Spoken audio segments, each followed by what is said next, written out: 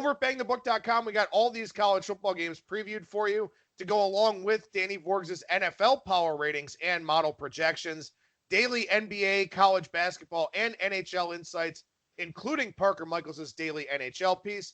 UFC preview up for this weekend. We'll have a bunch of stuff coming up here for the bowl season as well. Lots of things going on over at BangTheBook.com. Make sure you check them all out. Finally, as you know, this and every edition of Bang the Book Radio, presented by our friends over at DSI Sportsbook. BTB and the number 200 is that promo code. 100% deposit match bonus for the sportsbook. 100% deposit match bonus for the live casino at BetDSI. It's only a game until you bet it. One guest, one segment here on this Thursday edition of the program. That is professional handicapper Brad Powers from BradPowersSports.com. Brad, how's it going today, man? Man, it's going well. How you doing on this fine Thursday? Doing very well, buddy. Appreciate your time as always here, sir. And you and I were talking a little bit before the show here that you kind of catch a little bit of a breather here with only the 10 college football games. Yeah, after doing, I think there were 64 last week, 64 down to 10. Yeah, 50 less games. Yeah, I was able to sleep on a Tuesday night, the night before my newsletter deadline on Wednesday. First time I slept on a Tuesday night in about 13, 14 weeks. There you go. Good for you, man. And, with the bowl season being as spread out as it is, different waves of activity, the early lines, the opening numbers getting hit. We will touch on that a little bit here later on in the segment, just plant some early seeds here for our listeners with bowl lines coming out on Sunday. But first and foremost, I want to ask you about this. 10 conference championship games here this week. 5 of them are rematches. How much stock do you put in that first meeting? I think, this is probably like a 1995 take. I mean, that's at least what the market, sometimes thinks is, it's tough to beat a team 2 times in 1 year, or there's value on the dog if they've already, lost at that earlier meeting. And, I'll give credit to, Ralph Michaels, who's one of your guests on the show. He did the query on it, and the rematch games, it's right around 50%. Favorite or dog, whoever won the game. Where there is some money is, and people where you can maybe find some value is, one team is just superior to the other. So if the favorite won the first game and is favored in the rematch, the favorite's 19-2 straight up and 13-7-1 against the spread. That's another trend per Ralph Michaels did a good job there. To me, it makes sense that there's a narrative. It's tough to beat a team 2 times in 1 season, but the reality is the favorite, the dominant team is better than that other, and maybe you're getting a little bit of value on the favorite because people are, thinking, the dog, they lost the first one. They'll play better this one. That's not the case, at least historically, since 1998. Well, and especially, too, if you talk about the same team being favored, obviously, there's potential home field advantage involved. You've got some of these conference championship games that are on home fields, like Memphis, for example, also Boise State. But also, that team's favored for a variety of different reasons. Might be better players, might just be, more talented team overall, might match up well schematically, may have a coaching advantage, too. So, yeah, there's no reason, and this is something that always gets me during college basketball conference tournaments. Oh, you can't beat a team 3 times in the same year. Why the hell not if you're better than they are? Yeah, and we've seen that that's actually there's value on that team that's won the first 2 because conference championship week, all those people, we can't beat a team. It's tough to beat them 3 times, and there's value on the favorite. I don't have it in front of me, but I know guys that have done studies on it, and it's certainly, it's not a 60% trend, but it's you're above water. You're above the juice level there. It's like in the 55% range. All right, so let's dive into these games here for this week, and then we'll take a little bit of a look into the future here. But we start with game 103-104, Oregon and Utah. Utah up to a 6.5-point favorite market-wide. Total has completely cratered on this game from 51 to as low as 45.5 out there in the marketplace. These 2 teams did not play during the regular season. What do you think about Friday night's standalone game at Levi's Stadium in Santa Clara? I only got it at 5. I think you're paying a premium on Utah for 2 reasons. Number one, it's, maybe you're not paying a premium because the team's just covered 8 in a row, but I do think maybe that they're a little expensive because it's a team that's covered 8 straight games. And the question you got to ask yourself, is the market caught up to them yet or not? I don't think it's a heavy premium. I think on top of it, I mean, obviously they're in the playoff discussion, and people are going to think, well, they gotta get margin if they're going to get into the playoffs. So I think that's why the line's sitting here at 6.5. And again, my power rating is closer to 5. To me, it's about, the weather would be number one. I mean, the expectation, 20-mile-an-hour winds, good chance of rain. And on top of it, what I thought made it even a better play is you already have a questionable playing surface there at Levi Stadium. That's the home of the 49ers. If you just blindly had bet the under in every single San Francisco 49er game since they opened up the stadium 5 years ago, you are hitting 63%. Under 63%, rain, wind. Yeah, under for me is the dominant factor. But if you're asking me, how the two teams match up, I get it. Utah hasn't played a great schedule, but man, what is their weakness? I mean, you go through, defensively, they're top 5 in, yards per game, points per game, yards per play. And then you look at some of their margins and, overall, and this is a legit top 5, top 7 caliber team. Oregon to me has shown weakness, including last week when they're playing a backup quarterback that they meandered through that game. Even though my power rankings say 5, I'm not lining up to bet the Ducks. I'm on the under. Yeah, I think my number's 4.5 here on this game, but I will throw this out there, and this is very important. And again, a building block for 2020 for the listeners out there. Utah on the season, their yards per play differential between what they gain and what they allow, 2.71. One of the best in college football here this year. Oregon also really good, 1.73. Obviously not on par with Utah. I think there's kind of this perception out there that maybe Oregon's not a very good team. Statistically, they are a very good team. They've just had some issues closing out games. Maybe they haven't been as explosive offensively as we thought. Maybe it's Mario Cristobal holding them back during the game a little bit. But this is something for you to watch in the bowl season, and in particular next season. Big yards per play differentials. If you've got one early in the week, the modelers, the quant guys are coming in on that side. In this case, it is Utah, almost a full yard per play diff better than Oregon. You can get some line value, get out in front of some line moves in that department. But in any event, with this game, like you said, maybe a little bit of a premium on Utah. I do think the weather conditions favor Utah more because they're more proficient running the football. The thing for me is this, and you and I were talking about this before we started recording here. You've got 2 top 10 defenses in red zone touchdown percentage against.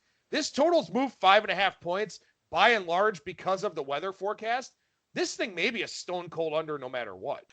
Yeah, and I think at least, the professionals are going to say, I can't bet this now. I mean, I didn't get it early in the week, and, I can't take a bad number. And the data, and, I'll give credit to Bet Labs, has a lot of good weather trends. Any game in college football with 12-mile-an-hour or more winds, last 15 years has gone 57% towards the under. And again, we're talking 20-mile-an-hour wind plus rain here, plus a bad surface. So even against the closing line, 12-plus mile-an-hour winds, 57% against the closer. Don't be afraid, because what I see is the market moves 3-4 points and then really doesn't. It sits there until game day when people actually look up on the TV screen and see how bad the weather is. Then you get an additional movement. I mean, this to me sometimes is a 7-8 point factor, and yet most of the time I only see these totals moving 3-4 points. Yeah, and then a couple quick notes to that. Obviously, 6.5 in a low-scoring environment is a big number. So, yeah, I would have to take Oregon here probably, if anything. I don't think I'm going to play the side in this one. Haven't decided if I want to take a 46 or something like that on the total. But one thing I will be hoping for on Friday night, I'm going to hope for a quick touchdown. I'm going to hope for some special teams thing, a kick return, maybe a pick six, short field, something like that. Just something that gives me a little bit of live value to bet the under and maybe get some of that back that I lost with the line move. I prefer no scoring. There you go. That's fine. Yeah, I've already bet it pre-flop, so I mean, I hear you. I hear you, but I prefer none of that. I've had too many things go against me here. It's time. We're entering the new year here. It's time for some of the fortunes to start turning here. All right, so we go to Saturday here, where we go to Detroit, which is something that most people don't want to do all that often. Game 105-106 here, Miami of Ohio and Central Michigan. Central Michigan, 6.5-point favorite, painted across most of the market. There are some sevens out there. Total of 54 here for this one in the Motor City. Yeah, I'm anxious to get your power rating on this one because we had a discrepancy on Central Michigan last week. I got it in the 4, so again, I'm light on Central. I think I kind of know why in this instance. I think the market's selling Miami a little too much here. I mean, they saw what happened last week. That was a give-up game for them, and they literally they talked about Brett Gabbert, the quarterback, being injured first half, last week and did not play in the second half. From what I'm reading is he could have played. They just waved the white flag, and that's a big reason why they gave up the big lead against Ball State. And if you look at Chuck Martin, the head coach for Miami of Ohio, he's really treated the conference a lot differently than non-conference. They're one of the worst non-conference teams in the entire country, Miami, Ohio, the last 4 or 5 years. But once it gets to conference play, starting with that 1 year where they started 0-6 and then they went to 6-6, they've been really good in MAC play. Now, I think you got to shade a little bit of home field advantage. Central Michigan will have the crowd edge here. Fast track. Central Michigan's got, a Power 5 transfer at quarterback. I think Jim McElwain's really good, and he's showing it here.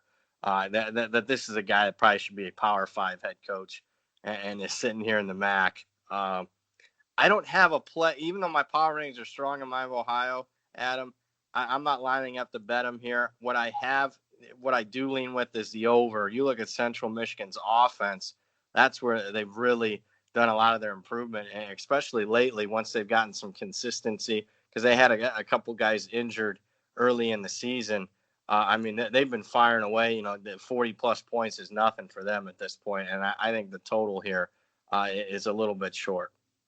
Yeah, I think so too. My line on the game, pure power rating in a neutral setting, is 6. But I gave Central Michigan a point for home field because, as you said, they will have the crowd edge, much shorter travel. So I've got this one 7 in my numbers. So I'm right there with the market, not going to have a play on this game. I think you're making a strong point about the over as well. And, maybe Miami of Ohio's offense a little bit better than we thought because, like you said, they play the MAC schedule a little bit differently. They try to, sort of shorten those games, a little bit of a running clock. They don't have a lot of explosive plays. In this game, Chuck Martin has to be perceptive enough to realize that they probably need some explosive plays here. Because if they want to go 3 yards in a cloud of dust, they're not keeping up with Central. So they're not. I think the over is probably the right call here from the total standpoint. Yeah, and you got to get I'm going to throw this out here because this is game 2 of the 10 games. You got to get a little – because I get it. They're isolated. Most of these games are isolated TV games. I don't know why the MAC didn't throw this on a Thursday night or something. How stupid is that? They got it going against 2 other conference championship games. Who the hell is running that conference? I get this in an isolated TV window. Hell, if you got regular season games on Tuesday, why not play at least your championship game on a Thursday? Other than that soapbox treatment there, yeah, I think you got to get a little creative with your betting because there's only 10 games. And I'm not going to be sitting up here every game and saying high value pick on this side, high value pick on the other side.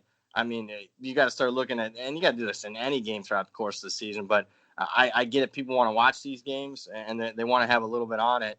I think you got to go more derivative market. You got to go more totals market if you're looking to legitimately find some value here on conference championship week. Yeah, that's an excellent point. One other thing I'll say here, maybe I can talk myself into Central Michigan at 6.5 because you've got a Miami of Ohio team here, 95th in the country in touchdown percentage in the red zone. Central Michigan, though, 121st defensively in touchdown percentage in the red zone. So which side, winds up coming through here? Is it the Miami offense in the red zone, or does Central actually get some stops in the red zone? If you feel like they can get stops in the red zone, which they haven't done most of the year, they have the right type of offense to get some margin here. So, again, look a little bit deeper into this game. And as you said, maybe team totals, a way to look here. Obviously, live betting, because all of these numbers are within a point and a half of my lines. So there's really not a whole lot of value here this week. From a power rating standpoint, so like you said, you do have to get a little bit creative. And one more quick note before people from Detroit send me hate mail. I was just kidding about not wanting to go to Detroit. It's fine. It gets a bad rap. It's much like Cleveland. It's an okay place. I've been there before. Cleveland's way better than Detroit, downtown and stuff. Trust me. I know. I'm just trying to be politically correct. Believe me, but I mean, with all the arenas and stuff down there, if you're a sports fan, there's a couple of good sports bars down there. It's not bad. And I think if you're a Central Michigan fan, I mean, you're feeling pretty good. Spend the night in Detroit. At least you don't have to worry about the weather to watch the game. And I've watched these MAC championship games since they moved to Ford Field. And anytime a Western or a Central's in there, I mean, it is 3-1 crowd advantage for those Central and Western schools. All right, our first rematch here that we're going to discuss, game 107-108, Louisiana and App State. App State was a 2.5-point dog in Lafayette during the regular season. Came away with the outright win. I believe it was 17-7. It was supposed to be a barn burner offensively. I think the total was, 68 or 69, and it never came anywhere remotely close. This year, App State opened as low as 3 in the offshore market, now 6.5. That was not a good line at the outset. No, very bad line. And I got it more in the 7.5 range. So a little bit of overlay on the favorite here. I'm going with the under. And you mentioned, hey, the total was upper 60s in the first meeting, didn't come close. I mean, but now that's priced in effectively to the total at 56. Now, I just think that's pretty much a season average. If you do the scoring for both teams, just doing a general basic handicap to look and average them out, you come right around 57 here. Here's what I do know. I mean, whatever it may be, and I think some of it is both teams like to run the ball and both teams have figured out how to defend it. In the last 2 years, this will be the 4th time these two teams have met. So there's a lot of familiarity. And we see that like NBA playoffs as the series goes along. A lot of people say it's tired, but I think a lot of it comes down to the teams are so familiar with one another that you see the totals in those series like drop 5, 6, 7 points throughout the course of it. I'm telling you, even though this total's lower than the first meeting, way lower, the last 3 times these teams have played, the under is covered by 25 points per game the last couple of years. 3-0 to the under, 25 points per game. Both teams like to run the ball. Very, high intensity game. I think both teams, at least as far as a power rating goes, probably the best we've seen in the Sun Belt the last 5, 6, 7 years. I'm going with the under as the lean for me. Yeah, I think that makes a lot of sense. Like you said, a lot of running of the football. App State is just, they're not an explosive passing team at all, and neither is Louisiana really here. So should be a running clock type of game. I do agree with the line move up. Like you, I've got this one in the 7 range. Maybe they didn't realize it was at Appalachian State. I don't really know. I'm not sure how you hang a number that bad 15 weeks into the season. I mean, who knows? Maybe App State. It could be that. I mean, a lot of people say that's ridiculous. The market knows. And I'm telling you, sometimes we give way too much credit to the market, at least on an opener. Somebody could be sitting there asleep on that and making a legit mistake. It happens. So, I mean, let's not give some of these guys too much credit. I mean, I've talked to some of these sportsbook directors, and I'm not saying, they're, I'm not going to use the word dumb, but let's just say they're not always, when it comes to lower level college football or college basketball, the sharpest tools in the shed.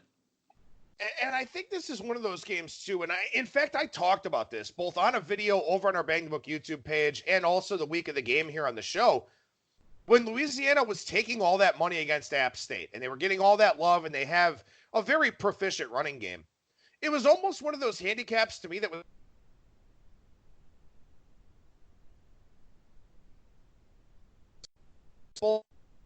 see it. I think this is one of those games that sets up kind of the same way. This line is obviously well adjusted from the first meeting, but that's kind of the thing for me. Until someone dethrones App State, they've got my utmost confidence. And I'll tell you who hasn't dethroned them. It's UL Lafayette, who's 0-7 against App State since App State joined the Sun Belt back in 2014. I mean, App State's beaten them by 21 points per game, covered by 9 points per game. So there has been a matchup issue between the two programs. All right, so we go to game 109-110, Baylor and Oklahoma. Another one here, very adjusted line from the first meeting when Oklahoma was laying double digits on the road in Waco. Now in the neutral setting of Arlington, pretty much 9 market wide. This one has gone up a little bit since yesterday when I was taking a look at it. Oklahoma, again, a 9-point favorite, total up from 61 to 64.5. What do you think about the Big 12 title game? I got it at 10. And I did give Oklahoma a little bit just because they've been there, done that. I mean, this is their 4th straight year they're playing here since they returned to the Big 12 title game. And, Baylor's never been in the Big 12 title game. So I think there should be a little bit of that. I think there's a little bit of value in Oklahoma. I think people, they overreacted. Oh, Oklahoma had to rally from a 25-point deficit in that game. I mean, they should have lost that game. And really, if you take that out of the equation and just look at the box score, Oklahoma dominated that game. And not only, they dominated the game without one of their best players, CeeDee Lamb, the All-American wide receiver, easily top 5 wide receiver in the country, didn't play. He's playing here. And on top of it, if you just do the comparison statistically throughout the course of the season in conference play, Oklahoma's like plus 200 yards per game in conference. Baylor's like plus in the 50 range. So I do think there's some value on Oklahoma. Been there, done that. It'll be interesting to see. Because the Pac-12 title games, obviously the night before, if Utah crushes Oregon, I mean, some people are going to say, well, that's going to incentivize Oklahoma to get margin. But to me, I'm like, I don't know. If Utah's already ranked ahead of Oklahoma and Utah gets a huge dominant win, what's Oklahoma feeling as far as chances to get to the playoffs? There's a lot of, kind of circumstances that aren't going to be always factored in the line here. I would at least keep an eye on the Pac-12 title game because say Utah loses, then I think winner here is going, most likely, depending on what happens in the SEC title game, to the playoff. And I think that can make both teams tight. I would actually look more towards the under if Utah loses on the Friday night before. The one thing I will say about the first meeting, Baylor had 5.9 yards per play to Oklahoma's 5.5. The difference is Oklahoma ran 95 plays and Baylor ran 52. Baylor could not get off the field. Oklahoma 12 of 18 on 3rd down, converted their only 4th down attempt. So this is a hard game to handicap to me because Baylor got gifted some points in the first half. Oklahoma plays one good half and one bad half virtually every game. You don't know which one it's going to be. Yeah. That's just kind of how they've been all year long. So Baylor did hold them down from an explosiveness standpoint. Jalen Hurts, 27 carries in that game. That's not really a recipe for success for Oklahoma. But as you said, they didn't have CeeDee Lamb, who's their big home run hitter, their explosive play threat. This is a tough handicap, I think, in a lot of different ways because I love Matt Rule. I think everybody loves Matt Rule. This is one where maybe that second meeting, he is able to make some adjustments. On the other hand, Baylor does not have the talent nor the speed to hang with Oklahoma again. So what do you value here in this game the most? To me, I'd take Oklahoma if I had to. My line's right there at 9. But, man, there's a lot to unpack about this one handicap. Yeah, there's a lot to unpack about a lot of these conference championship handicaps here. They're a little complicated and, and the good thing is you got time at least this week with only 10 games. You can start unpacking it. If it was a normal week, you got a very complicated handicap. It's normally next as far as the rotation goes because you're so limited in time with 50, 55, 60 games on the card. But, again, it's not a high value pick. I might talk with confidence here, but again, as confident as I am on Oklahoma, how wrong is the line? I'm saying it's maybe wrong by a point here. And that point for me is more of the experience factor, which doesn't necessarily always get factored into a line on a game where I'm just giving Oklahoma been there, done that, an extra half point to 3/4 of a point. Yeah, and I'll add one more layer to this. Baylor, when they played Oklahoma, coming off that 3 overtime game against TCU, Baylor this time around coming off of decimating Kansas last week. So this is probably, and I talked about this at the end of yesterday's segment, and I think it's an important point to make here too. All these games are on TV. All these games are spotlight games. We're going to be paying attention to all of them. It sure as hell doesn't mean you have to bet all of them. Huh. Yeah, I can't emphasize that enough. I mean, you can, but recreational, have some fun, pizza money. But a lot of listeners, that's what they're betting, and nothing against that. I mean, I get it. You're good. A lot of good, hardworking people, 25, 30, 40 bucks is a legitimate bet for some, but be very careful. because what I'll say is this: if you're normally betting 5 college football games a week when there's 50 plus games to choose from, there's only 10 this week. Not saying you can't find value in 2 or 3, but be very careful in betting 5 out of 10 as compared to a normal week where you're betting 5 out of 55. So we jump to the Conference USA title game here. 111-112, UAB, Florida Atlantic. We have not talked about this game at all on the show this week as of yet. Florida Atlantic, 7.5-point favorite here. Total 49.5 for this one. These two teams did not play during the regular season. Everything came down to the last week of the regular season before we figured out what this game was actually going to be here. Winds up in Boca with FAU more than a touchdown favorite. Yeah, this is my biggest overlay. This was, by far the biggest one. I got like Florida Atlantic 11 here. And my only hang up is I'm worried about Lane Kiffin being distracted. If he's locked and ready to go, this would be my favorite side pick for the week on FAU. I think UAB's overrated. Why? They played by far the weakest schedule in college football. The weakest, 130 out of 130. And UAB, generally speaking, is a much different team away from home than they are at home. They haven't lost a home game in 3 years. They're basically 500 on the road. So, 500, okay. When you're a good team, I get that, but there is a big disparity there. And another factor for me, turnovers. A lot of people, and I agree with it, turnovers are mostly random, with, in my opinion, the exception of interceptions, because sometimes interceptions comes down to how skilled you are at quarterback. And the UAB quarterback, I don't care who it is, if it's Johnson, the regular starter, or his replacement. UAB, 17 interceptions this year, second most in the country. What does FAU do really well on defense? 19 interceptions. FAU has more interceptions than any other team in the country. So I got a team that throws the second most, and I got a team that intercepts the most. And on top of it, Lane Kiffin, again, if he's locked and ready, he's not afraid to run it up. All 9 of FAU's wins this year have come by double digits. This is my favorite side play of the week. I'd be a big bet for me if I just could trust Lane Kiffin that he hasn't been, interviewing for multiple jobs this week and he's not distracted.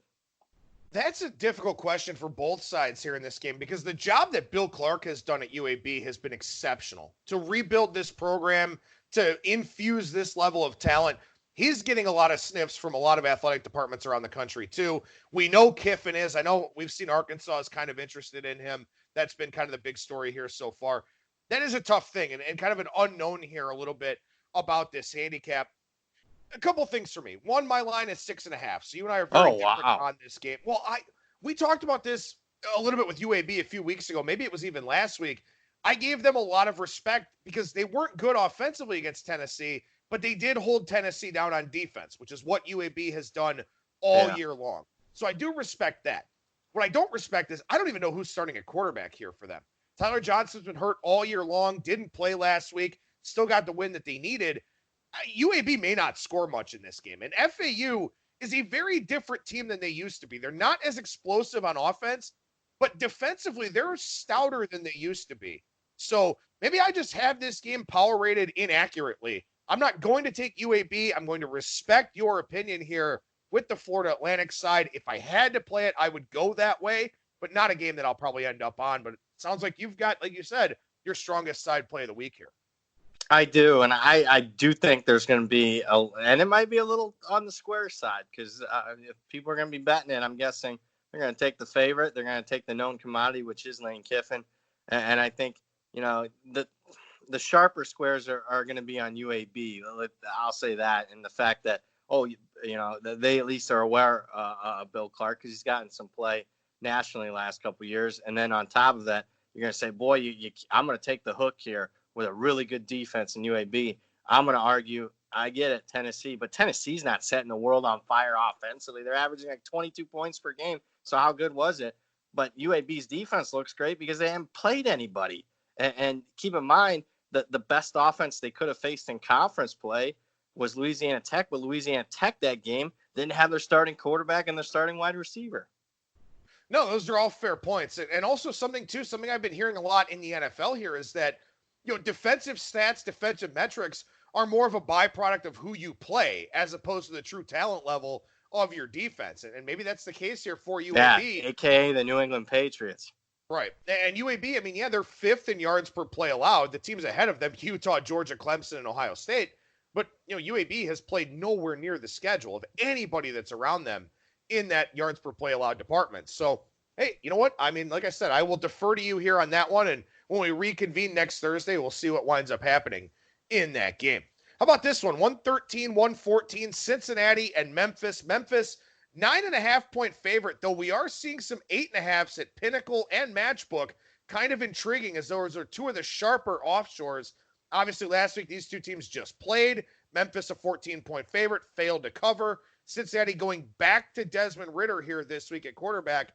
What do you think here in this AAC rematch, Brad? I had Memphis last week and couldn't have been more disappointed. The fact that since he had a backup quarterback, the fact that the game meant so much more to Memphis, the fact that Memphis jumped out 17-3, I got to be honest with you. I thought at that point it was Katie bar the door. I'm going to get a nice winner. Not so much indigestion after Thanksgiving. It's going to be a nice Friday for old Brad Powers. And in the final 3 quarters of that game, Cincinnati, to me, was the better team. So kudos, Luke Fickell, great coaching job. There was no give up there. I got to wonder, and here's another Ralph Michaels stat. He did a really good job on this week. And there's only been 3 times that teams have played each other in back-to-back games. So back-to-back weeks in college football, the same 2 teams are playing. The dog in the second game is 3-0 against the spread. So that's pretty impressive there. But to be perfectly frank with you, I'm not sure going back to Desmond Ridder is a great thing. And is he fully healthy? Because this is a guy that was dealing with shoulder issues prior. Ben Bryant, to me, had a stronger arm, but he did also turn the football over 3 times. So, this is how much Cincinnati, in my opinion, impressed. Cincinnati had 3 turnovers and gave up a kick return touchdown on the first play of the game and still covered last week. I don't have really a big bet here for me. My line's 9. That's right around where market is, even though some of the sharper books are less than that. This is one where I'm just going to sit back and maybe get involved after the game starts. I think I'm going to wind up on Memphis here this week. I've got this one 11.5, and there are a couple of different schools of thought from last week's game. Like you said, that game meant more to Memphis because they had to win the division, and also now they're in the driver's seat for the New Year's 6 Group of 5 berth. If they win this one, they should wind up getting it. The thing for me is this. They're up 17-3. Is it fair to say that they kind of packed it away a little bit themselves? They did flirt with fire in this game, and Cincinnati had 2 very long 80, double-digit play drives in the second quarter that really took up a big chunk of that period. But I wonder if Memphis didn't show everything either. You get up 7-0 with the kick return. You wind up taking a 17-3 lead in the second quarter. You make the plays you need to in the fourth quarter. Brady White only throws 26 times, 233 yards on 15 completions. Kenneth Gainwell only carries 15 times. That's a relatively low workload for him. I can't help but wonder if Memphis didn't show a whole lot either. If they went, let's win this game. Who cares by how much? We're saving some things in the playbook. We're saving some of our exotic blitz looks. We're saving some of our, maybe gadget plays on offense or some of our, most effective red zone plays. I can't help but wonder if Memphis did that last week. These are 2 very well-coached teams. I like Mike Norvell a lot. I like Luke Fickell a lot. I just think Memphis is the all-around better team.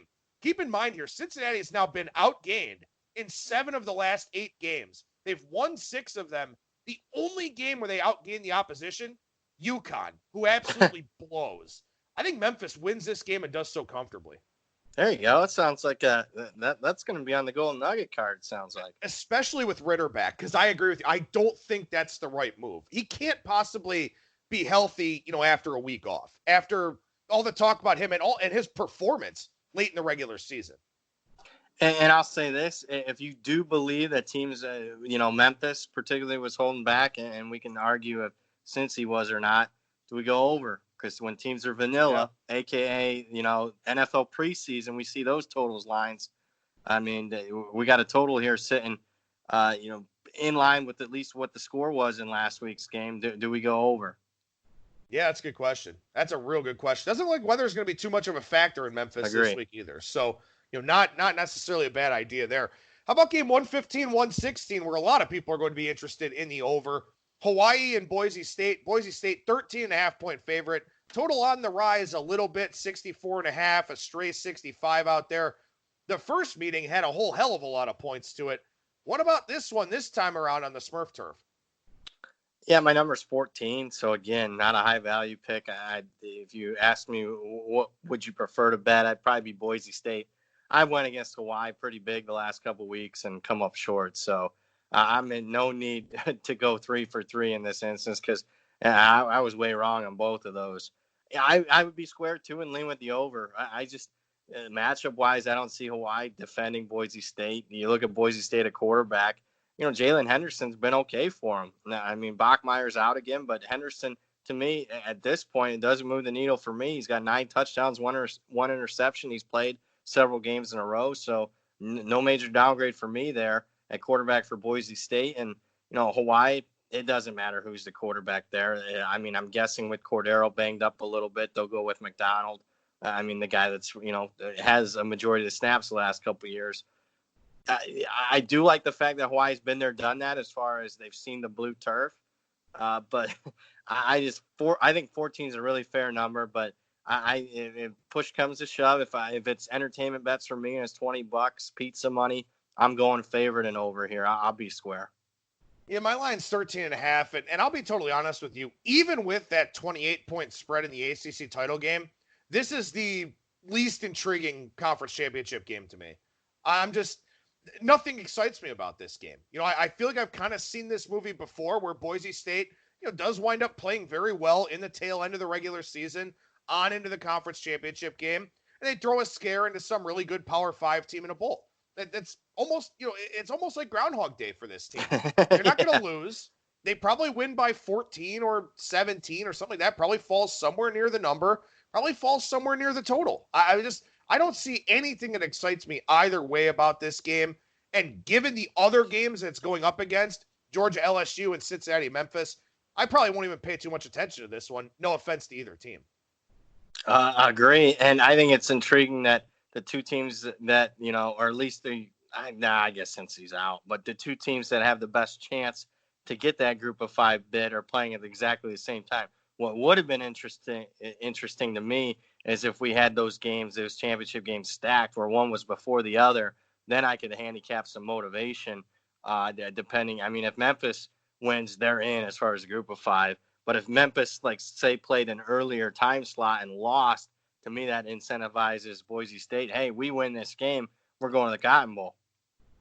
Right. No, that's an excellent point. And I kind of mentioned that a little bit. Maybe Boise State finds out something at halftime about what Memphis is doing. Maybe you find a second half play on that game, something like that. But overall, just not a real attractive game there in the Mountain West. Game 117-118 is very attractive. Georgia and LSU. LSU touchdown favorite. Most of the 7.5s are off the board now.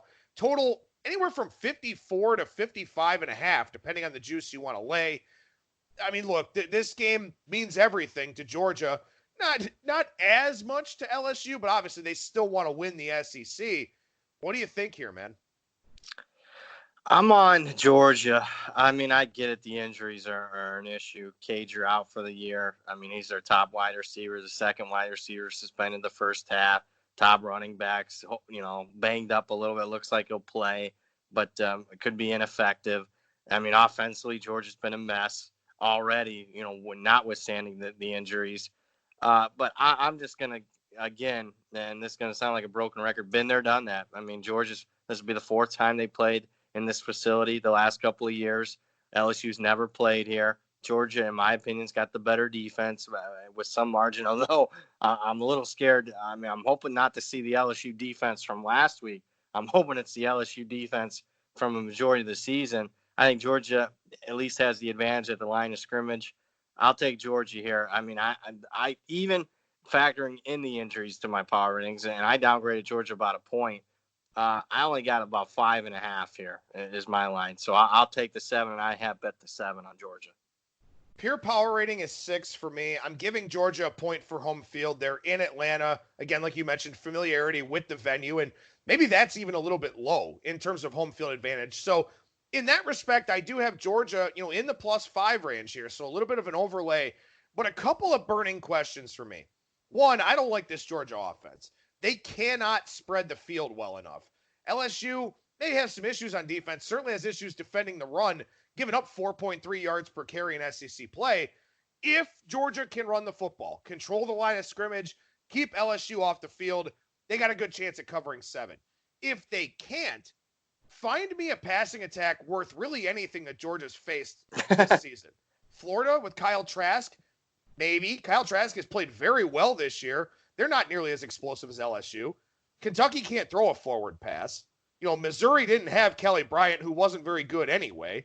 Ian Book is okay. He's not bad. Georgia hasn't seen this. And, few teams have a passing attack like LSU, but I'm curious how they defend it. We know Georgia's stats are very good. What do they look like facing a premier offense? We don't know that yet.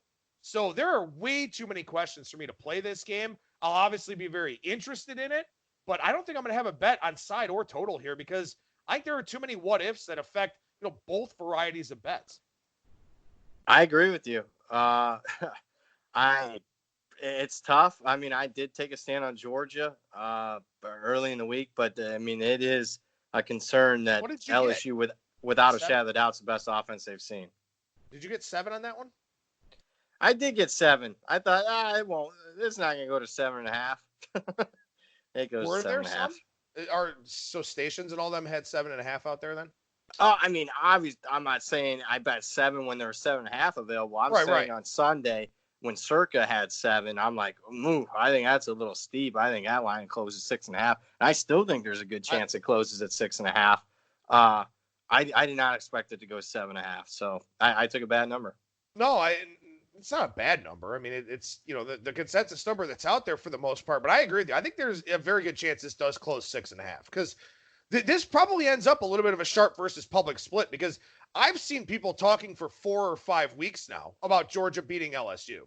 So people that I respect, some very smart people out there that really do like this matchup for Georgia because you can run the football in LSU's defense. So I do think the DeAndre Swift thing threw me. I was unaware of the severity of his injury when I made the bet. That really threw me because I did think, hey, Georgia's going to run the football on LSU. And I do, look, it does swing both ways. I do think Georgia legitimately is probably the best defense LSU's faced, or at least they're as good as Auburn, and Auburn slowed down that LSU offense. LSU moved up and down the field, but they only put 23 points on the board. Well, and that's a big thing, too, and I kind of mentioned that a little bit, that, Georgia's a very good red zone defense, and that was something that really helped Auburn keep that game close. They got badly outplayed, but LSU wasn't as potent in the red zone, and Georgia's 5th in touchdown percentage against in the red zone. And in fact, in their 12 games, they've only allowed 21 red zone attempts. So, there's a lot of intrigue to this game. So here's my question. Obviously you've got this position on Georgia. If it goes 6.5, are you going to buy off a little bit of it, taking LSU the other way, or are you just going to let Georgia ride? Great call. Yeah, I will a little bit because, I bet a dime. It's a fair bet. For me, it's not a huge I'm really sweating it, but I'll take a piece, probably 30% or so on and that's LSU. Important. That's a bankroll management thing. We talk about the difference between handicapping and betting. If you bet a position early in the week because you think X, Y, and Z, or you handicap the game more and something's a little bit different, don't lose a full unit on it. And if the line moves down, you can get a better price. Go ahead and buy off of some of it. Yeah. Like you said, don't take away your initial position that you liked, but, maybe cut your potential loss a little bit. Over the course of a season, you never want to do that. You don't want to backtrack on a play that you liked, but over the course of the season, if you can lose, half of a unit because you played back at it a little bit, that's going to help you in the long run. Yeah, especially if you're just playing a pure number base. Right. So, yeah, it's a fine line that you run between being a bettor and a handicapper. There's 2 major differences in that regard. A handicapper, you can never give out one side and say, oh, I like the other side. You just can't do that. That's what a lot of, the old time boiler room guys, scumbags would do, but, give out, half the clients the one side and the other half the other side. And therefore that they lock themselves into a winner. They're at least half their clients won. You can't do that in today's day and age, but if you are a bettor, completely all bets, it's, quote unquote, all bets are, take a position because of a number, if the number moves and you can get off of it a little bit or do a little bit of hedging, certainly. I mean, bankroll management, that's the way to go. And obviously it's a small possibility, but the golden ticket here is it lands 7 and you push the original bet and catch LSU. I mean, there is a chance, a non-zero chance that happens. So yeah, but I'd prefer just Georgia to cover. Yeah, I came out pretty strong on Georgia. I like my initial gut to be right. No, fair enough. We'll see what happens there in that SEC title game. Couple of big spreads here left to talk about. 119-120 in Indianapolis. Wisconsin, Ohio State. Ohio State, anywhere from 15.5 to 17 out there in the offshore, depending on where you look. Total shot up for this one. 52.5 to as high as 57 out there in the market. What do you think about this rematch where these two teams, at least Wisconsin, it looks a little bit different since the first meeting? Yeah, I mean, I agree with the total move. I thought that you're talking about bad numbers. I think that was one that was a little light. I certainly lean over. Fast track to me favors the Buckeyes. Keep in mind the earlier game was played in a little bit of weather, rain and wind. I'm not fading Ohio State at this point, even though pure power rating for me has it like 15.5. I'm just, if it went to 17.5, of course, then I'd take a position on Wisconsin. But I'm kind of in no man's land here. 16. It's how many games fall 16 in college football? Not many. I do lean over because Wisconsin showed me a little bit offensively last week. They threw the football with Jack Cohn a little bit, and I think the question I have with the Buckeyes is how many times are you going to get up? You got up for Penn State. You got up for Michigan, and maybe just Ohio State is that damn good than the rest of college football. But to me, if you're a little lax, I think sometimes it shows up on the defensive side of the ball. So over's the play for me, but just the lean. It's not a big bet. Yeah, I got this one 17, giving Ohio State 1.5 of home field because short trip from Columbus. Really? Well, it's a short trip from Columbus, and everything is an Ohio State home game now. I mean, you heard them last night at the Dean Dome, right? And that's in basketball. The OHIO chant was going around the Dean Dome last night, playing North Carolina on the road. Everything's a home game for Ohio State now. It's crazy. It's absolutely insane. So I give them 1.5 here. It's a much shorter trip from Columbus to Madison. Also, Ohio State's been very good in that building. But here's the thing for me. Initially, I wanted to play the under here because you've got a Justin Fields with a sprained MCL wearing the brace. They're not going to put him at risk here in this game. But then as the week went along, Jeff Hafley and Al Washington, maybe a package deal going over to Boston College. Both of those guys, you got a co-defensive coordinator and a linebackers coach. So they obviously have some stuff going on, some distractions. Not particularly good for your front seven going up against Wisconsin. So I like the under. I may come back on the under when this thing finally peaks. But right now I've softened my stance a little bit on it. I think Ohio State runs the football a lot. We know Wisconsin runs the football a lot. I think Ohio State just wants to get out. I don't think they care about margin. Yeah, they'd like to be number one and avoid Clemson in the semifinal. But if they win, they do that anyway. So, you really think so? How badly does Georgia have to beat LSU?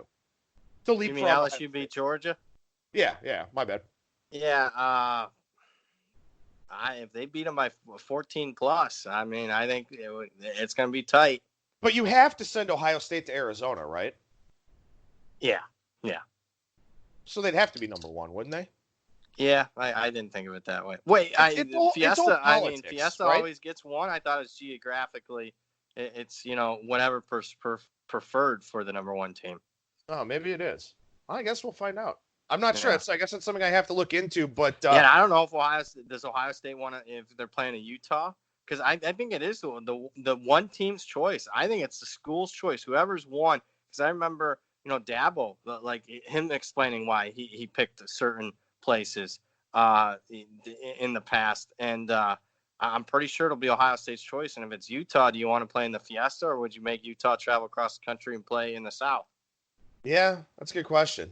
That's a real good question. I guess that's something we'll have to kind of look into here a little bit. But speaking of Dabo and his Clemson Tigers, quit effing whining, Dabo. My God, man. Do you really need to prop your team up that much? Look, I love the guy. I think he's a great head coach. I think he's a very good motivator.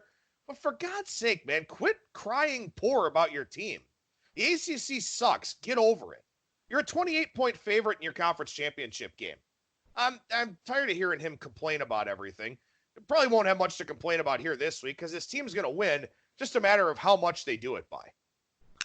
I'm opposite. I'm fine with them. I do think Clemson's been a little shafted, I should say, in a little bit, because here's the defending national champs.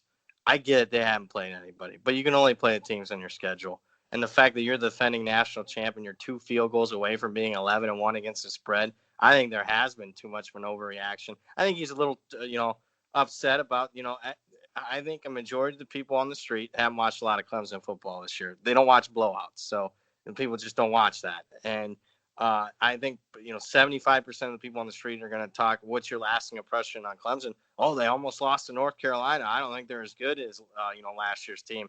When in reality, I have Clemson power rated up since the start of the season. I get the disrespect. I mean, that's just who he is. He's going to play the disrespect card. I mean, Clemson's now number 1 in yards per game margin, number 1 in yards per play margin on the season. Trevor Lawrence hasn't thrown an interception in 5 straight games. Clemson's the first defense since 1996 to hold all 12 opponents to less than 300 yards. I get it. They haven't played anybody. ACC's a joke, but they made it out to be a joke because they're just clear-cut better than everybody else. With that being said, this line's about fair. I think I got it at like 27. I do not want to bet Virginia here. It's a game. I'll be watching the Big Ten championship game instead. Yeah, I mean, I have this one 27 on a neutral as well. I did give Clemson 2 points for home field proximity to Charlotte, and they've known all year long they were going to this game. So their fans are going to show up in Charlotte. I mean, look, if that's Dabo's way of motivating his team to not have any kind of letdown, whatever. Okay, fine. But, like, I don't know, crying about being, where you're ranked in the college football playoff rankings and this and that. I mean, is it their fault? I think it's legit to cry because, I mean, the difference between 1 and 2 and 3 is, going to be significant. To get that number 1 seed, it's like almost getting a bye. No disrespect to Utah or Oklahoma, but we're talking that, if Ohio State gets the 1 seed, I mean, they are near 2 touchdown favorite over those 2 teams. But if they fall to 2 and have to play at Clemson, I mean, that semifinal is an absolute war, no matter if it's Clemson, LSU, or Ohio State Clemson. Yeah, no, I mean, I agree. I understand that point, but also, I mean, is it Clemson's fault that Florida State fell off? No. Is it Clemson's fault that, Texas A&M wasn't great? No. But at the same time, you have to have something in place to reward the teams that, have actually gotten to this point playing against somebody. And right now, that is the number 1 seed because you do not want LSU or Clemson in that 2-3 game if you're Ohio State. So I guess we'll see how it all shakes out here. But, man, we ran really long on these conference championship games. So I want to just ask real quickly here, with the bowl lines coming out here on Sunday night, what are some of the initial things that you're kind of looking for? Motivation. I mean, I'm going to circle the teams that I think have questionable motivation already going in. I'm looking for, it's something you got to make some quick decisions because Circa's probably going to put them out quickly. Also travel, distance, fans, because so many times, you're going to get instances where it's 3-4 to 1 crowd advantage for teams. So you got to think about travel issues for teams, motivation and travel issue, that thing or two. Matchup.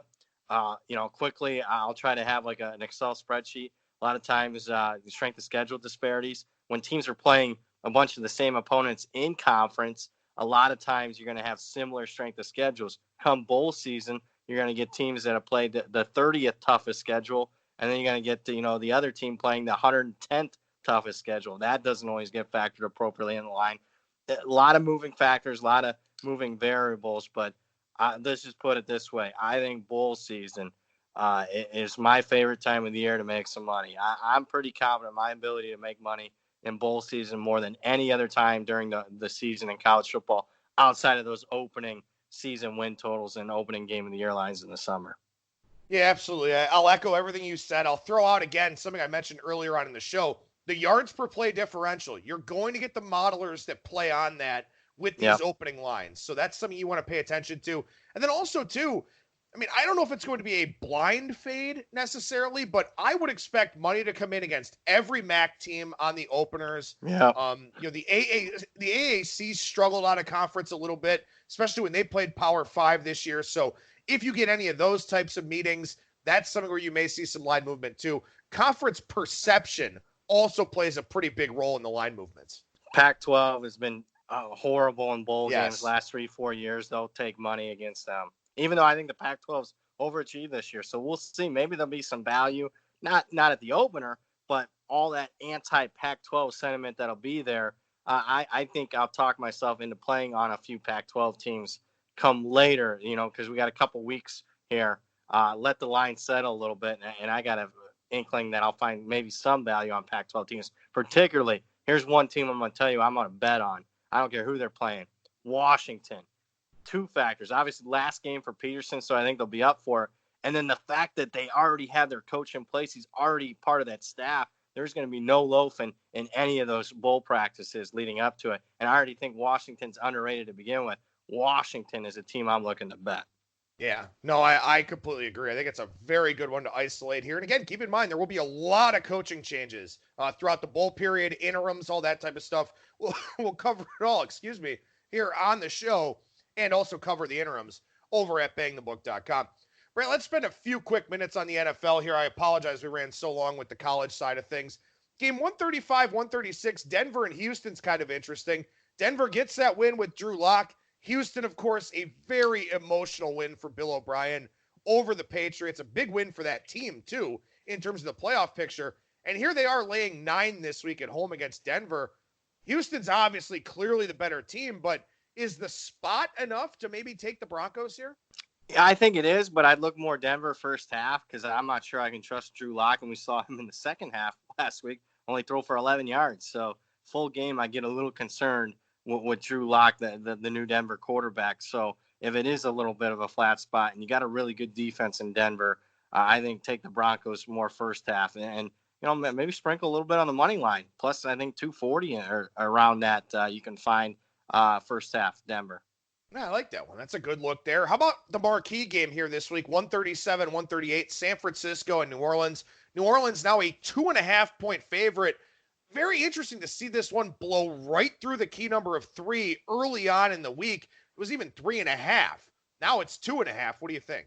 Yeah, I don't agree with it. I mean, that worries me because that's got to be respected money blowing right through in a big game. But I mean, how is this spot good for San Fran? I mean, you start looking at their schedule last 5-6 weeks. They've been through a lot, including last week, an absolute war on the road against Baltimore, and they're now across the country again on the road. And hey, I got a trend for you here, and this is remarkable. The Saints at home, 14-1 against the spread against teams that have a winning percentage of 800 or better. So we're talking elite teams, 80+% winning percentage. Last 15 times the Saints have been at home, they're 14-1 against the number. Wow, that is damn impressive. And I like New Orleans here, too. I disagree with this line move. I mean, I guess I get it in the sense that San Francisco looks really good statistically, and maybe they match up pretty well against New Orleans. They are staying in Florida this week, which, not a bad place to be in the winter Good time. call there. I did not know that. But that being said, that's still 2 weeks away from home. And New Orleans, a very, very good team in the Dome for a lot of reasons, including the one that you just mentioned. And San Francisco's bye was week 4. Again, like you said, how many times can you keep getting up for these games? New Orleans has had a much lighter schedule of late, had a late bye week. Maybe they haven't been as great since the bye week, but I just wonder what the gas tank looks like for San Francisco because when they go back home, they're going to be on fumes. Yeah, and maybe the big play will be against them next week and not necessarily this game. Yeah, I think I'm still going to take a shot against them here. I think New Orleans will be on my super contest card, especially at 2.5. But yeah, I agree. That could be an interesting one there. Colts and Bucks, game we haven't talked about yet here this week. Colts down from 3.5 to 3. I can't back Tampa Bay because I can't trust Jameis Winston. But if you've been backing Tampa Bay, you've been doing pretty well here of late. Yeah, last couple games, they've certainly been good. I'm going to take Indy. I took them last week. Oh, my goodness. And line went against me big time. But still, 6 minutes left. That's a 17-17 game. You got a 10-point play. Whenever I see those big 14, 10-point swings, in that particular instance, is a blocked field goal return for a touchdown by Tennessee. It's almost an auto play on me because so many people, the public, so heavily involved in the NFL, and they're such a prisoner of final scores. I mean, Indy did have the yardage edge against Tennessee by about 100 yards in that game. I think there's some value here on the Colts. I like the Colts. All right, let's hurry up here. 151, 152. Chiefs and Patriots. New England 3-point home favorite here against Andy Reid. Big performance off the bye for Kansas City. New England kind of faltering here. Do they circle the wagons and rally, or does this, sort of tailspin continue? Yeah. Oof. I like New England, and this is going to be square. I got to go with the history. I mean, off a loss, they're 41-21 against the spread since 2002. They've won 21 straight home games. Only one of those have come by less than 4 points. It was against the Chiefs last year by 3. I mean, coming off 2 straight non-covers, the Patriots are 17-5 ATS, but they're covering by 13 points per game. So when they fail to meet expectations, 2 straight games, that third game, it's usually a good sign. That and that alone, I got to take the Patriots. But this, I mean, keep in mind, you got to ask yourself this. Look at this total. This total is right around 49. You got a 3-point spread, so that's real easy to do the math. I mean, right now, Vegas is expecting the game to be 26-23. Do you trust the New England defense to hold KC to 23? A KC that's only been held under, to that number one time the last 2 years with Patrick Mahomes at quarterback? Ooh. I'm going to certainly lean New England. If they're going to win it, I think it's going to be a higher scoring game. I lean New England and lean also Kansas City team total over. Well, and obviously the tough thing there is New England's offense has not been good this season. It hasn't. I got to think. Go ahead. Yeah. Brady, you don't think he's got 1 or 2 more games left in him? Maybe he's done. Maybe. I mean, he has to, or they're dead. But I mean, we'll see. I mean, oof. Well, now you wonder too. I mean, maybe this is kind of simplifying the whole thing, but now that Buffalo's in striking distance, and Buffalo's kind of a fraudulent team anyway in the minds of a lot of people, does Brady in New England just kind of wake up now? You know what I mean? Like, they can coast to the AFC East. They've done it for 18 years now in a row or whatever it is. They can coast to that division crown. Do they kind of wake up a little bit now? Have they been just kind of saving the Brady bullets a little bit?